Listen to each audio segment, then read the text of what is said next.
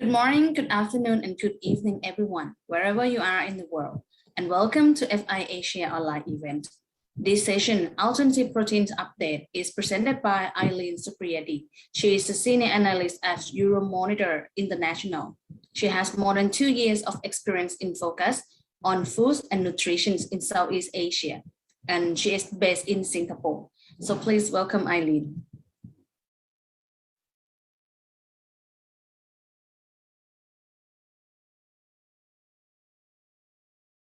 Hi, good morning, everyone. So I will be sharing my screen on today's presentation for alternative proteins, a look for on Asia Pacific. So thank you FIA for giving the chance for me to speak to all of you today. So first of all, I'm from Euromonitor International and I'm Eileen. And before I start my presentation today on the alternative proteins, a look on Asia Pacific, let me share a little bit about Euromonitor as well as our global network. So our company, Euromonitor International, is a strategic market research company with a global presence. We have 15 offices globally, conducting in-depth research across 100 countries on the various FMCG as well as service industries. And additionally, we also conduct macro and socio-economic research on consumers and economies across additional 110 countries and territories. The presence of analysts positioned in offices as well as in every research market means that we have global, regional, and local perspective of the market, and that companies like yourself will have access and network to all of these different analysts as well as from other countries and offices beyond Singapore office. And as for myself, I'm part of the syndicated research team in Singapore, and I'm part of the global food and nutrition research team. And with my background in food science and technology, I have a specialized focus in alternative food and ingredients, food technology, as well as sustainability. And our findings have actually been widely quoted, such as in Food Navigator, FHA, Nikkei Asia, as well as CNBC. So without further ado, moving on to our topic for today on alternative proteins in Asia Pacific, I will bring you through the following sequence of understanding on the global protein development, protein consumption, as well as notable protein case studies in Asia Pacific, followed by key takeaways for the future opportunities in the region. So first of all, protein recently has been highlighted as one of global consumer interest, especially from both animal and plant-based protein perspectives. However, the interest in protein consumption is not only coming from the alternative protein segment. So when we take a look at the global protein development, we can divide it into two different categories. The first one being those being used in the dairy sector that are typically viewed as having high protein content, as well as other protein alternatives that are seen in meat products or other type of food and beverage products like staples, meat substitutes, as well as snacks. And if we first look at the dairy sector, and we highlight the dairy alternative sector, it used to be dominated by soybeans, especially with the high availability of soy milk, be in the unpackaged sector or in the packaged sectors. For unpackaged soy milk, as more packaged products enter the market, consumers are becoming more concerned and more conscious about the hygiene of the product. So they have started to shift from unpackaged soy milk products towards the packaged products. And subsequently, consumers are also becoming more interested in other types of milk alternative products or lactose-free products. So we can see that there are more nut-based milk alternatives that are entering the market globally, including into Asia Pacific, such as the entrance of almond milk.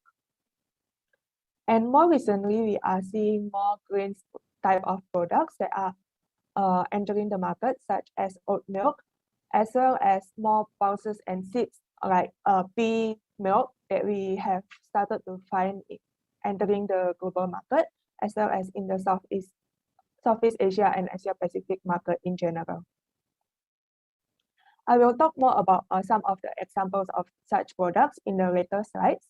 So other than the previously mentioned soy milk, nut-based grains, as well as pulses, we also have more research conducted in this segment of protein alternatives, such as with the microalgae that are being seen to be part of the future protein frontiers.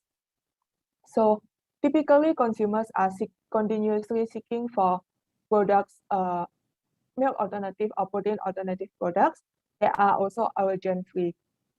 This is especially useful in the context of Asia Pacific, where consumers in this region has the tendency to have lactose intolerance, which has become one of the main reasons why they seek for dairy alternative products. However, when we look at nut-based alternatives that are widely available in the market, many people are still concerned with regards to the nut allergy. That is also one of the more common type of allergy among consumers. As such, research is still continuously being conducted to develop allergy-free alternative with high protein content and sustainable processing. So one example can be seen here in the slide here with microalgae protein, with one of the development being done by Sophie Bionutrients based in Singapore. So based on the company's research, microalgae can be grown in a short time with a limited and controlled space through a fermentation process, which leads to the reduction of deforestation that is often needed to grow cattle or to grow crops that are typically being used as protein alternative. So the development of microalgae can be further researched into and is currently seen as the next protein frontiers both in the dairy and milk alternative sector. And moving on to the proteins in other types of food, the first generation of plant-based proteins was found in mock meat, intended for the consumption by vegetarians or vegans from soybeans or gluten proteins. And now, we are seeing a wider variety of protein alternatives with the use of pulses and seeds in meat alternatives products, such as the use of yellow pea protein in products like Beyond Meat. And following that, as demand started to pick up for a protein alternative, there is also an interest in the insect protein sector.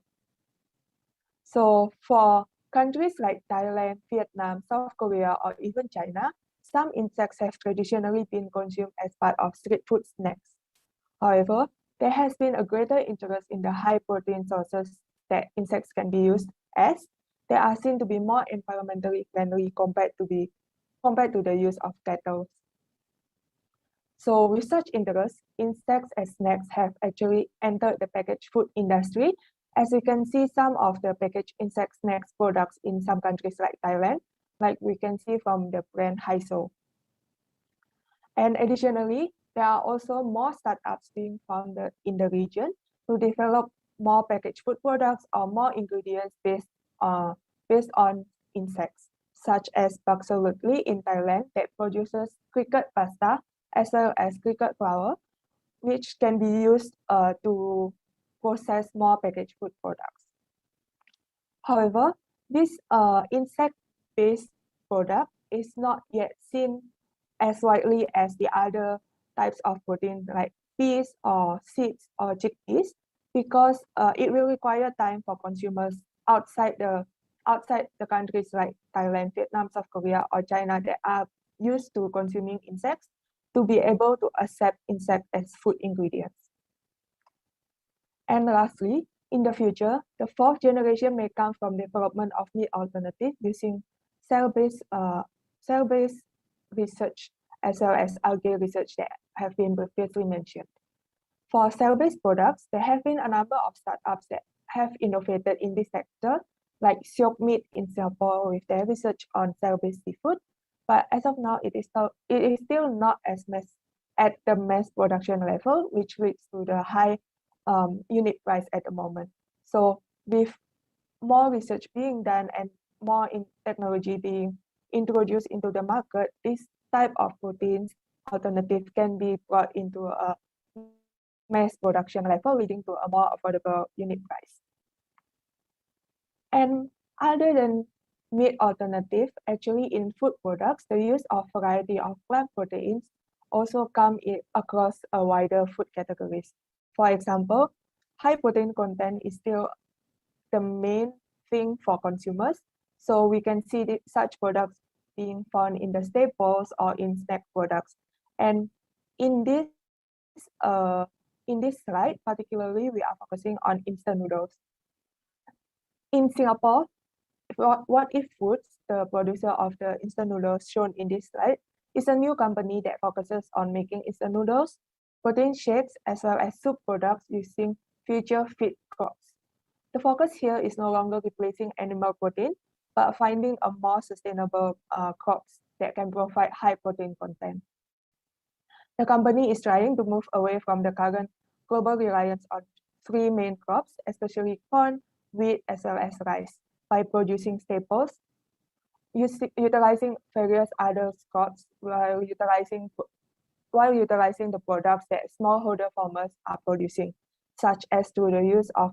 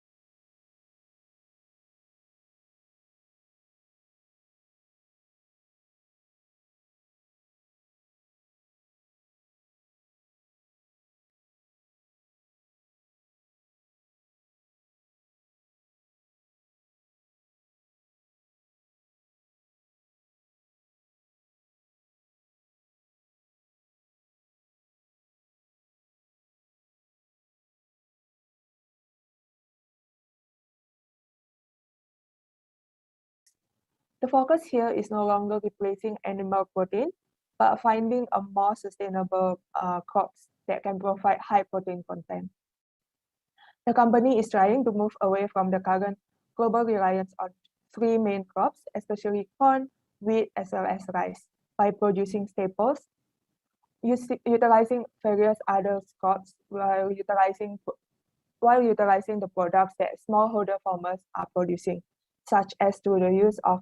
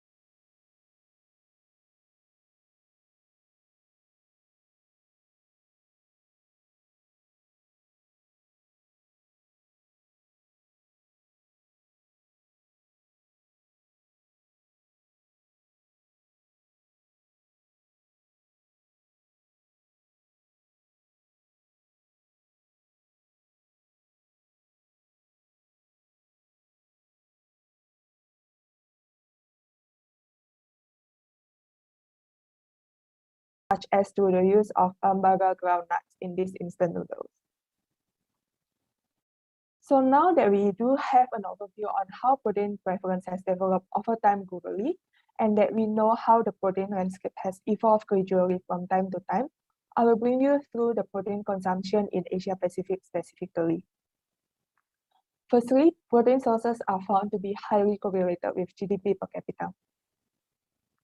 If we compare the GDP per capita in Asia Pacific, it is the second lowest across the other regions in the world.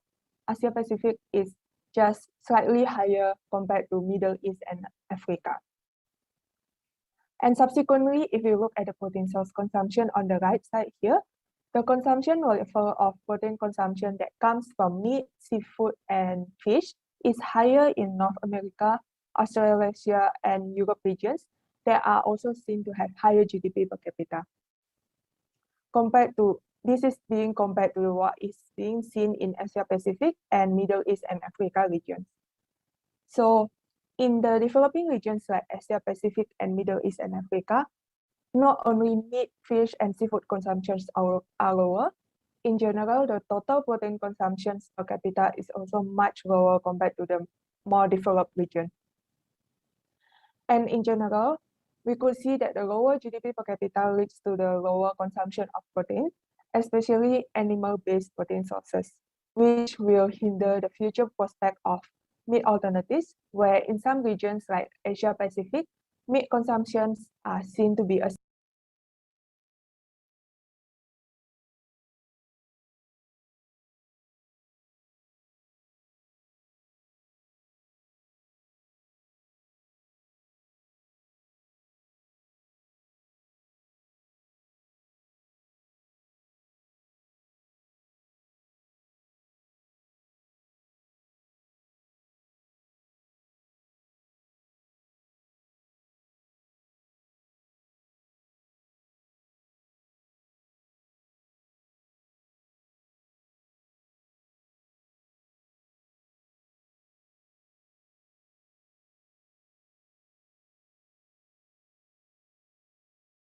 consumptions are seen to be a symbol of wealth, and when they have money to consume more protein, they will go straight to purchase animal-based proteins like meat, seafood, or fish, or milk, compared to purchasing protein alternative products.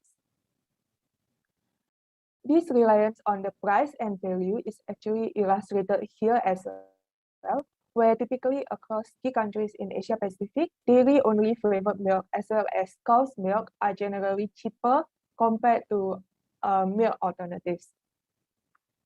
From all these countries, in Indonesia, prices between dairy and milk alternatives are relatively quite competitive with each other.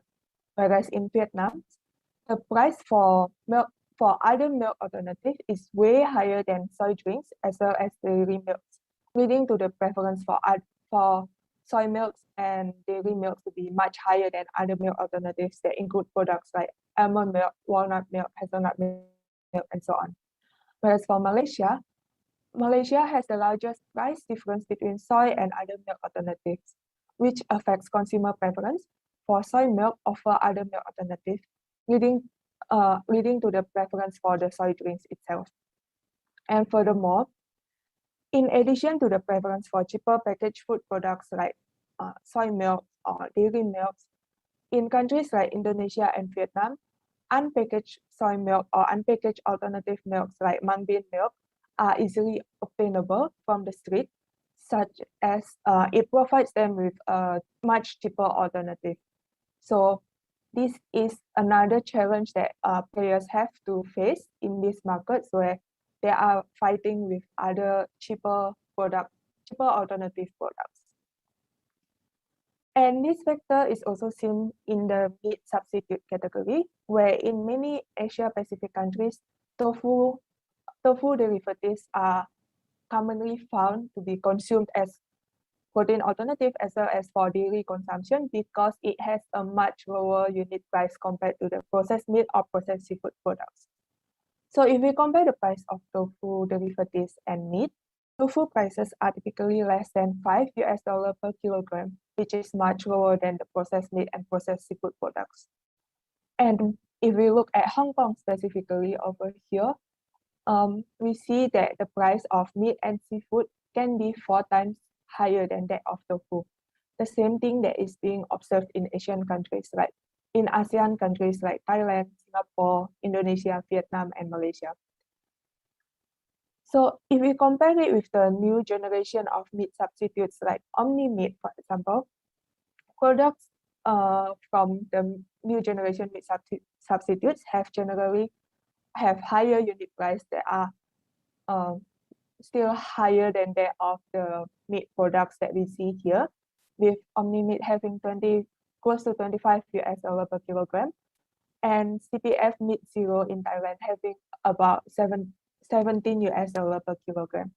It is true that the price is getting closer towards the processed meat and processed seafood products, but at the moment it's still much higher than that. And as such, if there is no further price reduction, consumers will typically prefer to purchase meat products that are still cheaper than meat substitute products. And so let's try to understand the relationship between the contribution of different regions to the global protein alternative before we move on towards Asia Pacific in more detail. So if we split the contribution of milk alternatives by region right now, Asia Pacific dominates milk alternatives. But over the 5 years between 2015 to 2020, the market for China actually declined severely since 2015. One factor contributing to this is the lack of development in the other milk alternative sector compared to the more developed region like North America and Europe that has seen quite significant growth in the other milk alternative sector, pushing its contribution to the global consumption to be higher. And as for the meat substitute products, which also includes tofu derivative products, we see that Asia Pacific countries are continuously leading the market due to the consumption habit as well as lower price of tofu products that can be consumed on a daily basis in the Asia Pacific countries. As for Western Europe and North America, there is also an increase to global consumption of meat substitute products due to the product development of protein alternative sector, such as the new generation of meat substitutes like Impossible Foods as well as Beyond Meat. And if we look deeper into Asia Pacific countries, we can see that China is definitely one of the largest market and still continuously leading the market for milk alternative. But there is a decline on the contribution from China over the years, as product developments have also been seen in other countries like Thailand, Japan, and Vietnam, which leads to their higher contribution towards the total Asia Pacific milk alternative market. However, with regards to meat substitutes, China, Japan, and South Korea are continuously leading the market over the years, especially with China, where innovations in the new generation meat alternatives start to enter Asia Pacific region from the country, such as through the collaboration of Cargill meat alternative products with KFC in China. And these developments are actually also seen in other countries. For example, new launches have been seen in countries like Indonesia and Thailand between 2020 to 2021 alone, with the launch of locally produced meat substitute products. And these actually indicate a possible prospect in the future. So now, as we have gone through the background understanding on how and where the categories may see some growth in Asia Pacific, we will look further into what kind of products or case studies are found in the region. So for the purpose of today's presentation, I will be focusing on the two categories in which the underlying innovations in the region are found.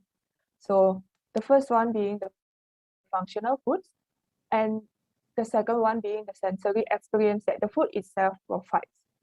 So we will firstly focus on the functional food first, that is increasingly becoming more important for consumers, especially with the ongoing pandemic, and that consumers are reprioritizing their focus towards their health.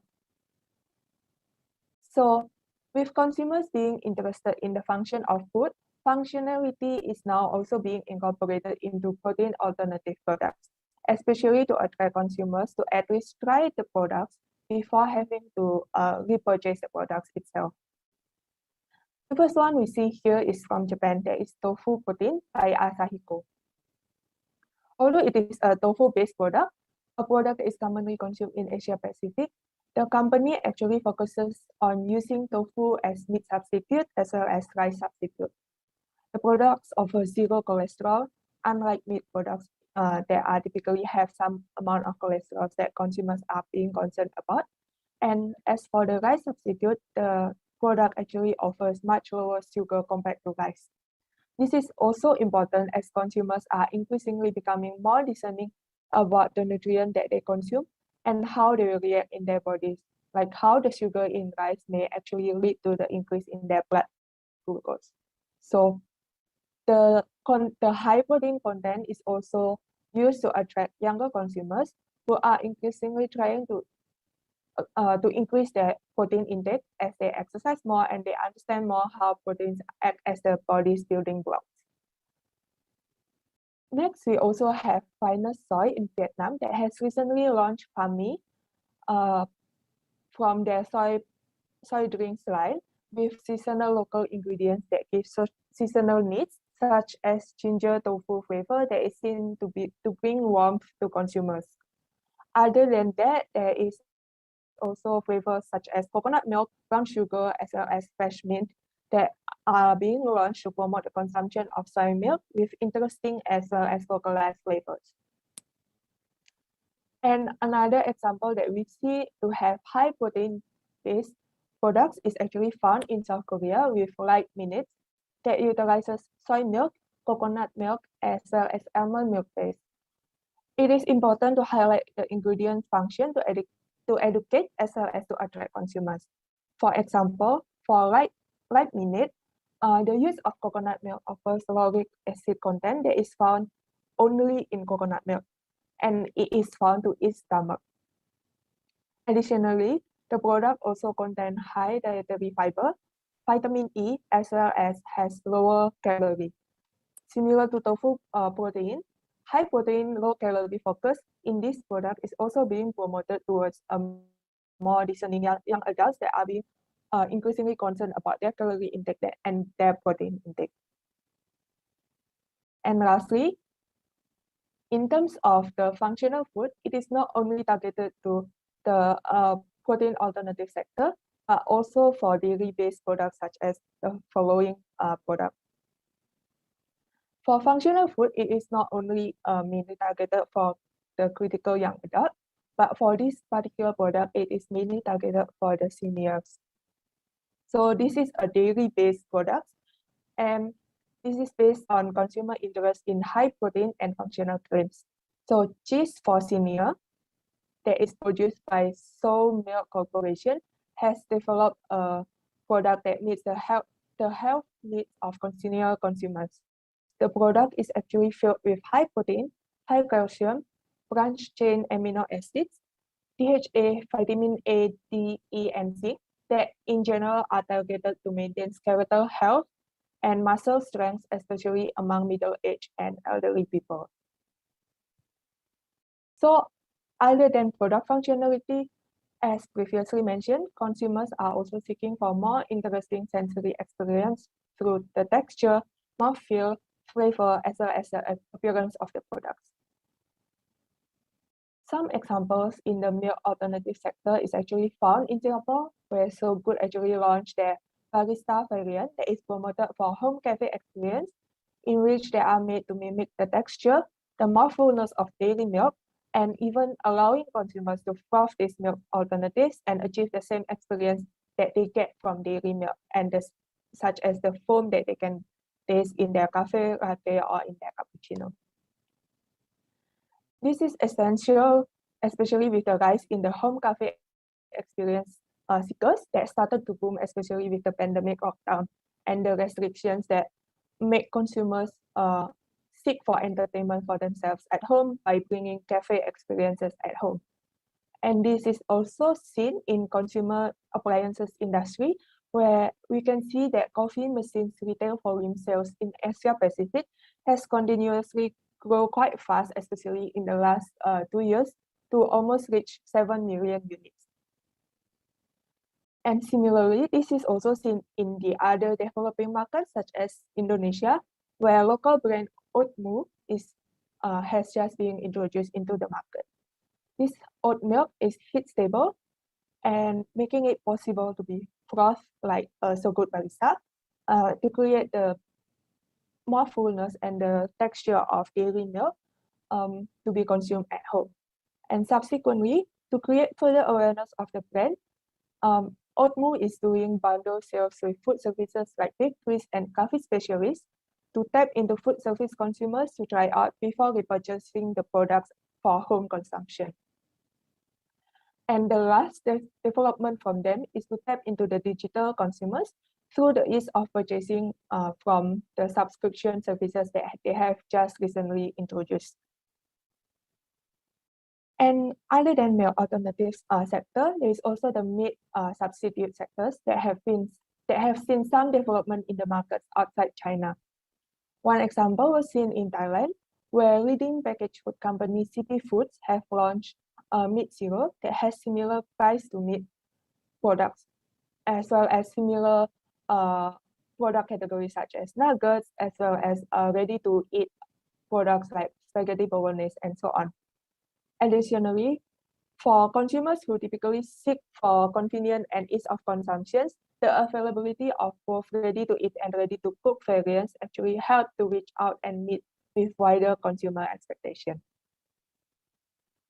And in another country, Japan, Next Meats are also developing wider variants of meat substitutes by targeting the typical Japanese consumer's preference, where they typically consume Japanese dishes on a regular basis, leading to the production of the variants for Japanese beef bowls as well as Japanese barbecue variants.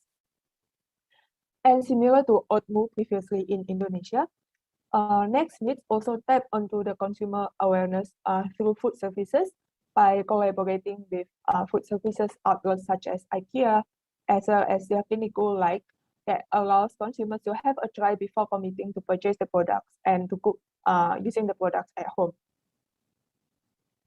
And other than meat substitute products, protein substitute has also been recently developed for other protein sources, such as egg substitute as being launched by QP through Hopotama Life, and then seafood substitute by Omni Foods through their Golden Filet.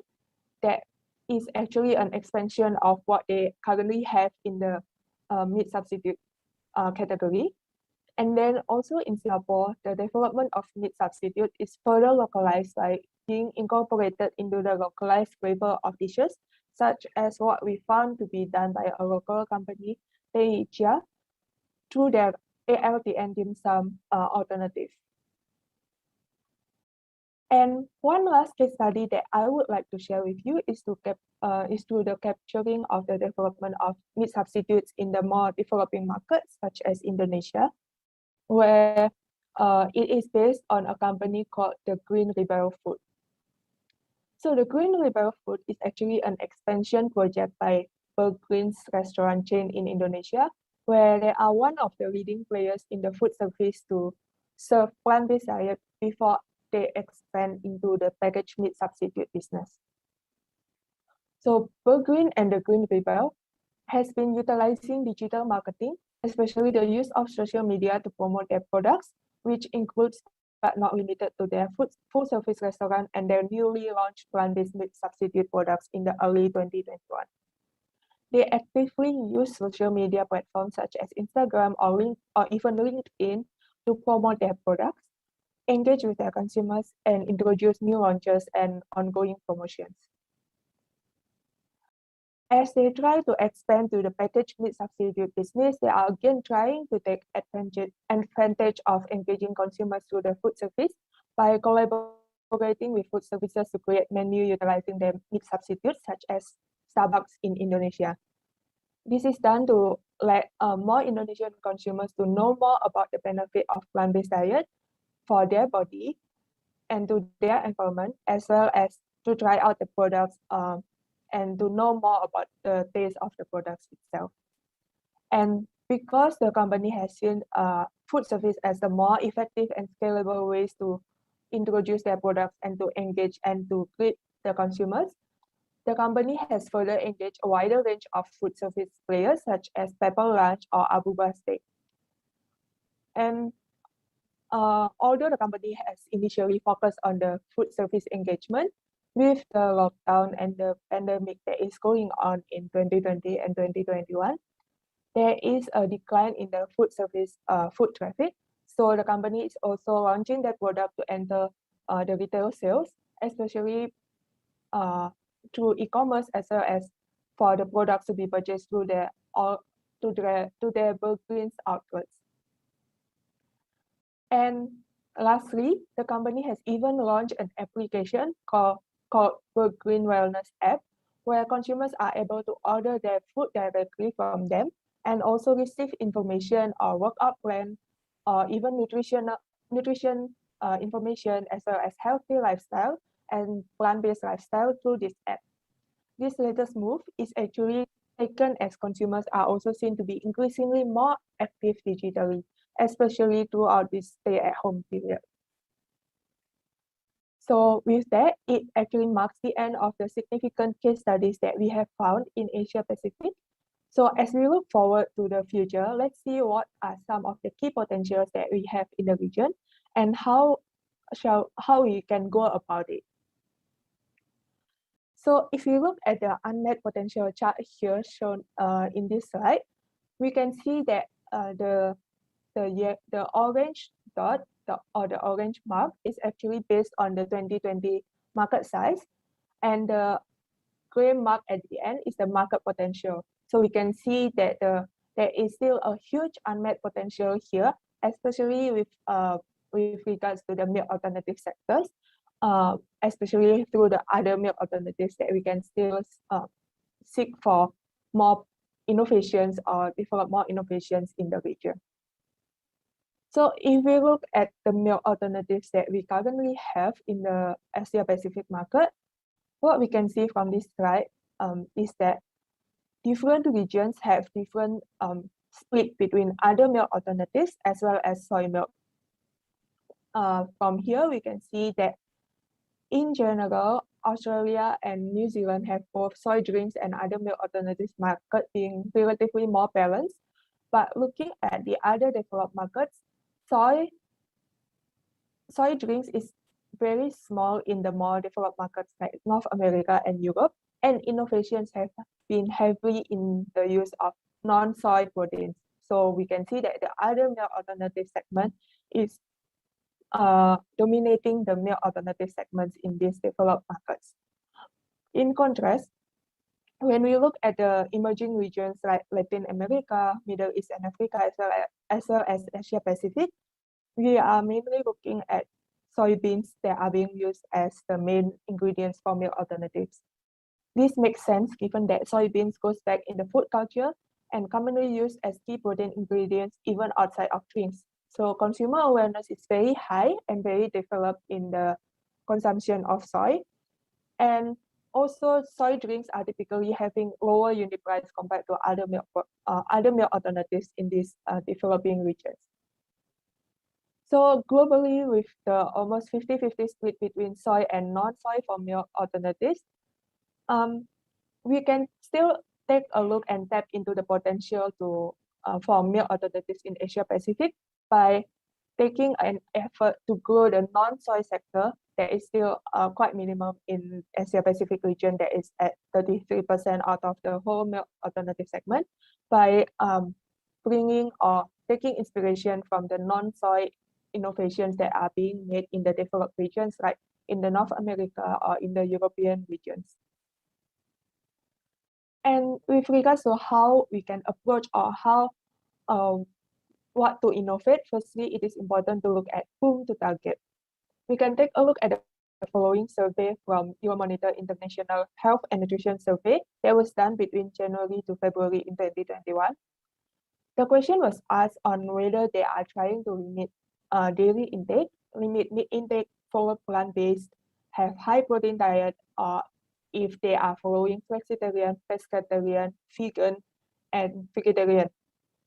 And out of the respondents that are divided into the different generations, we see that Generation Z as well as millennial respondents are more likely to follow the diet mentioned, with 13% of Gen Z and 15% of millennials respondents in APEC selected that they follow the diet mentioned above. After we know whom to target, we will then need to look into what products to innovate, which is basically targeting what are the preferred food attributes that consumers want. In this chart in the middle that has shown the preferred attributes among APEC consumers between 2019 to 2021, we see that free from preservatives, limited added sugar, as well as all natural or low calorie are among the top categories that consumers are looking for. So this is actually some of the important attributes that players have taken into account by providing claims and labelings on products, such as seen on Omni-Meat products in APEC, as well as Lemonilo noodles in Indonesia specifically. As we can see that we have the non-GMO, non-added hormones, vegan, and non-added preservatives labeling stated on the product packaging.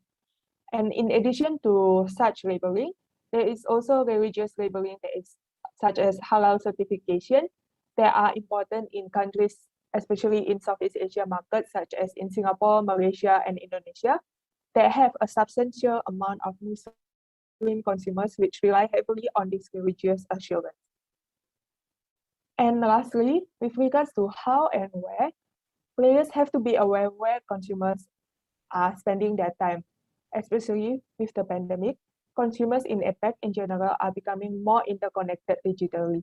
They don't really go out to food services or to visit the retail stores, but they are spending more time at home, using their social media or just browsing through the internet.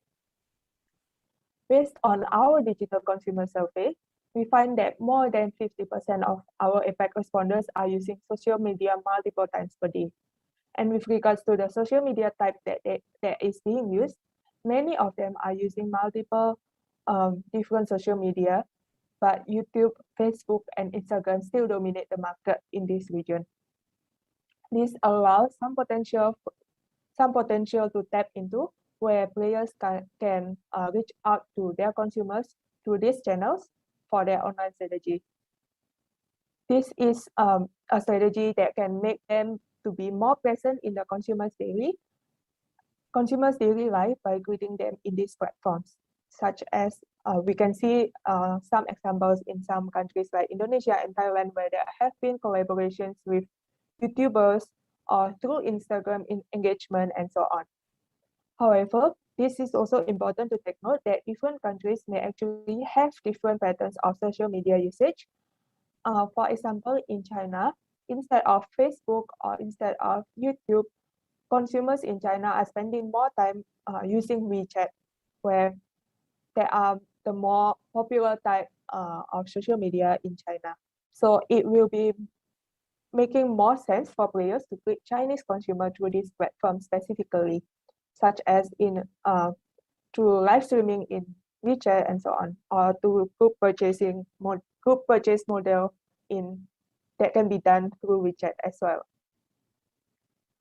So with that, I will conclude my presentation today here with this particular slide as a summary to understand how we can bring protein alternative to further expand in the region, that is to target the right audience with specific interests, with the products that they care about, and through the media that they are present in. Thank you and have a great day.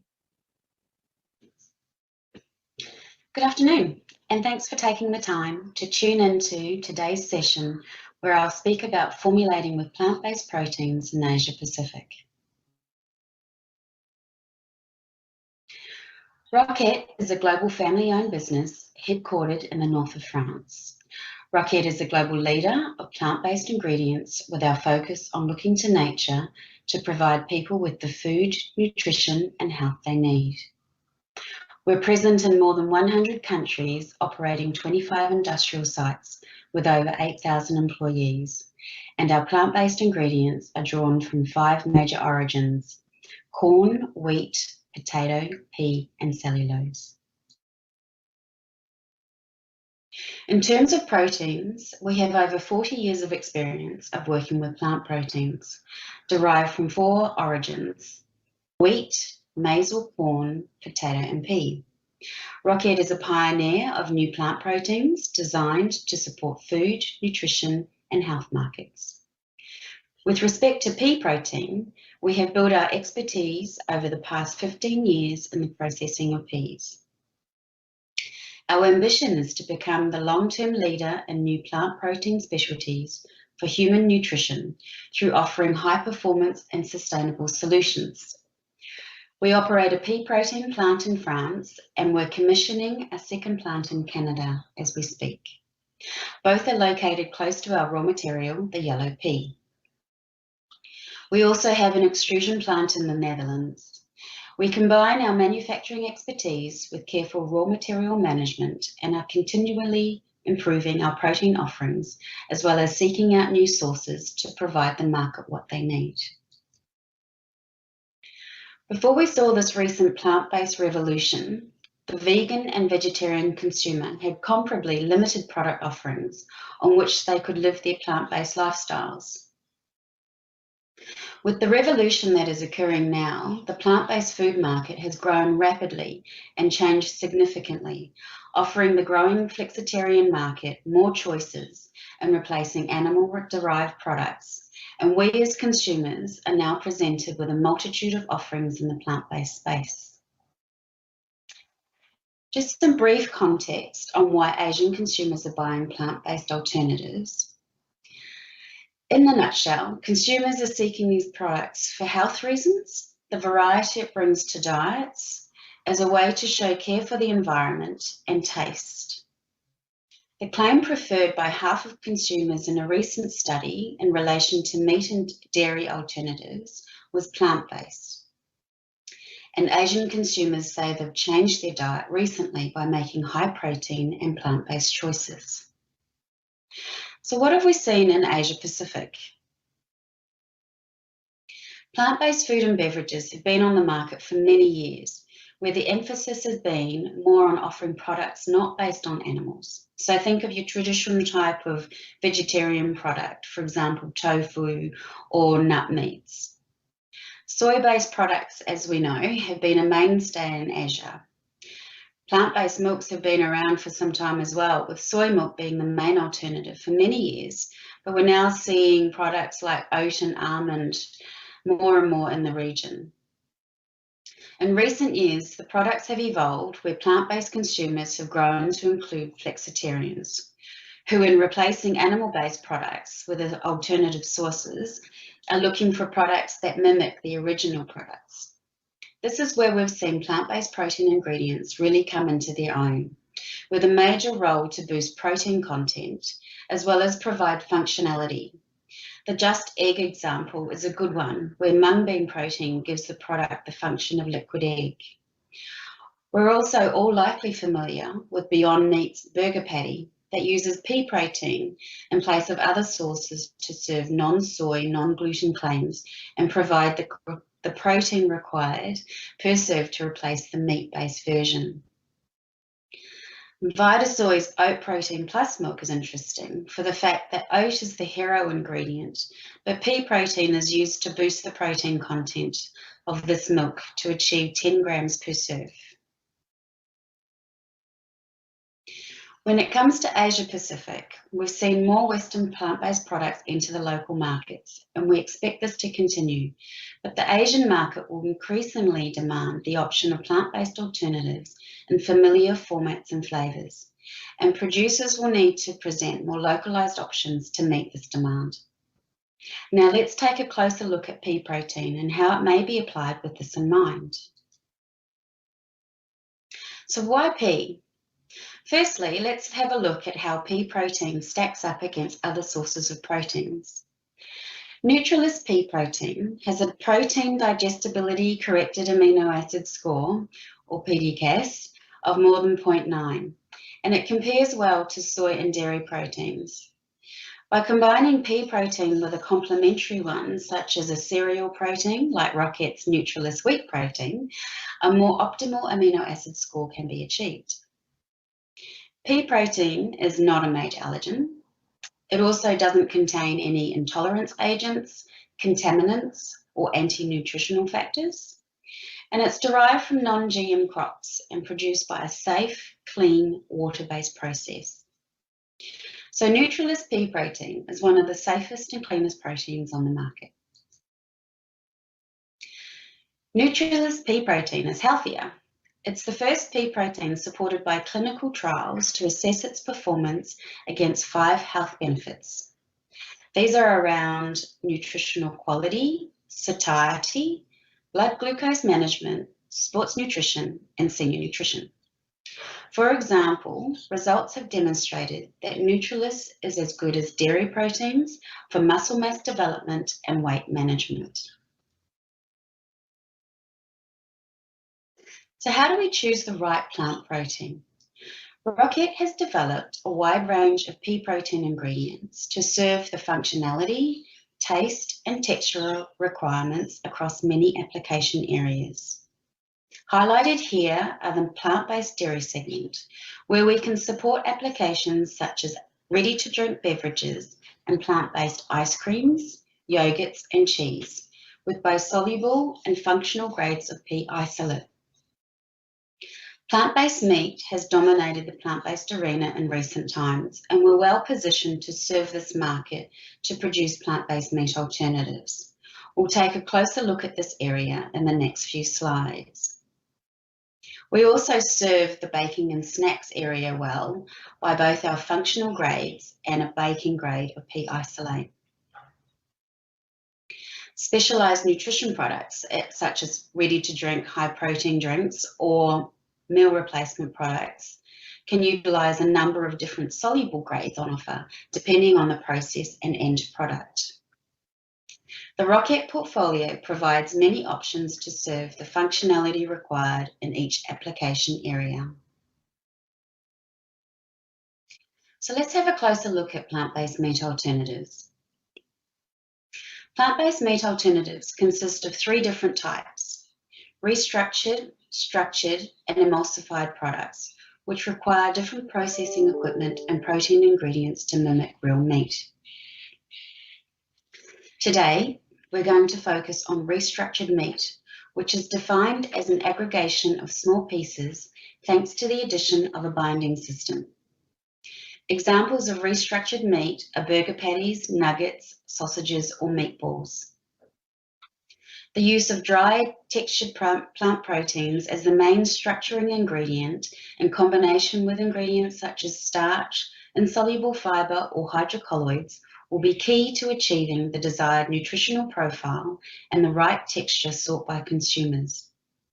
So now let's have a look at Rocket's dried textured plant protein range and all the possibilities it brings to food innovators. Our textured proteins range is designed to offer different ingredient options to serve the variety of products demanded by the market and the eating experience sought by flexitarians. The range that is available in Asia Pacific is derived from pea protein. Different grades with various shapes and particle sizes have been developed, such as granules, minced pieces, or chunks, with each of them bringing a specific texture to the meat analogues in terms of firmness, juiciness, or fibrousness, and offers flexibility in the process equipment needed. Both Nutrilis TP65M and TP70G have been designed with a smaller particle size to avoid a chopping step in the process, and can also bring the softer and alternative textures needed for ground meat type products.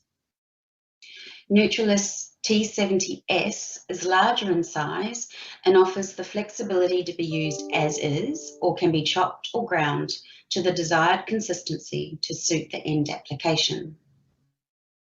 Nutrilis TPC offers an even larger chunk format that can provide a good fibrous texture to mimic the long fibres of fish or the tenderness required in crab cake and other seafood alternatives. We also offer 2 different protein levels from 65% to 70% protein to allow you to achieve the nutritional profile in meat analogues that matches or even exceeds that of meat.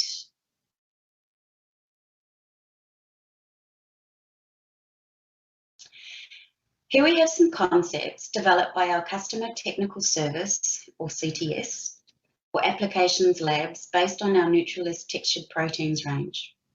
We have several application centres in the region, with our Rocket CTS lab in Singapore serving Southeast Asia and Australia and New Zealand, where some of the concepts that you see here were developed with the Asian consumer in mind.